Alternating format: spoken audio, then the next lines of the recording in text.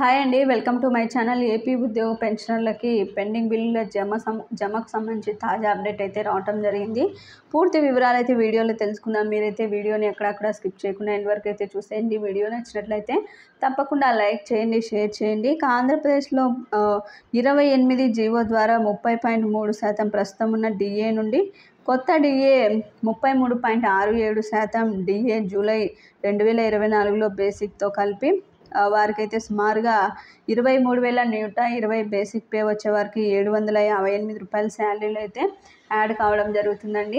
అవి ఆగస్టులో అయితే అందుకుంటున్నారు. ఇక మీ ప్రస్తుత బేసిక్తో 1/7/2023 నుండి 30/6/2024 వరకు కూడా డిఏ బకాయిలు రావాల్సి ఉన్నాయి. అవి సుమారుగా 3 ఇన్స్టాల్మెంట్లు అయితే విడుదల చేస్తామని చెప్పడం జరిగింది జీవోలో స్పష్టంగా. మొదటి విడత సెప్టెంబర్ 2024లో 3,789, రెండవ విడతలో అంటే డిసెంబర్లో అయితే 3,789, మూడో విడతలో 1,515 రూపాయలు అయితే మార్చి 2025లో అయితే దీనికి సంబంధించిన అరియర్స్ అయితే ఇస్తారండి.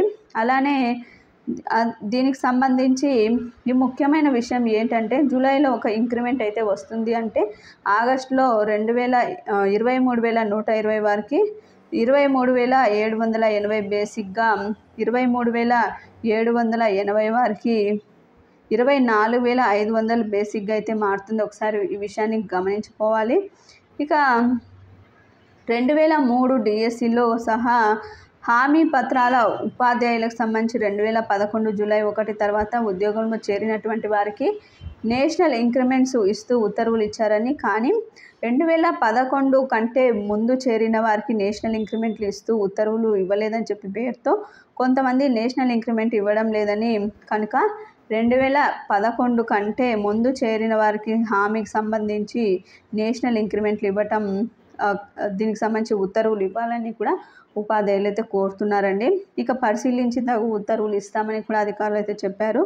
ఇక నాడు నేడు ఫేజ్ 2 పని చేసిన ప్రధానోపాధ్యాయులు, ఉపాధ్యాయులు ఈఎల్లు మంజూరు చేయాలని చెప్పి +2 పాఠశాల వేసవి కాలంలో ఫెయిల్ అయినటువంటి విద్యార్థులకు బోధించిన ఉపాధ్యాయులకి కూడా 2024 విధులు నిర్వహించినటువంటి ఉపాధ్యాయులకి ఎర్న్ లీవ్స్ ఇక మంజూరు చేస్తూ ప్రభుత్వం ఉత్తర్వు జారీ చేయాలని చెప్పి కోరారండి. నిబంధనల ప్రకారం ఈఎల్స్కి సంబంధించి మంజూరుకు ప్రయత్నం చేస్తామని అయితే అధికారులు తెలిపారు.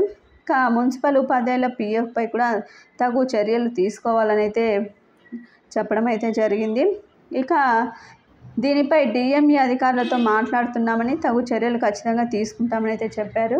ఇక ఉద్యోగులకి డిఏ, డిఆర్, జీపీఎఫ్, అదేవిధంగా ఏపీజీఎల్ఐ, ఎస్ఎల్స్, మెడికల్ రియంబర్స్మెంట్ బిల్లులు ఇవన్నీ కూడా జమ కావాల్సి ఉంది. వీటన్నింటినీ సంబంధించి 100 రోజుల్లో అయితే విడుదల చేయబోతున్నట్టు సమాచారం.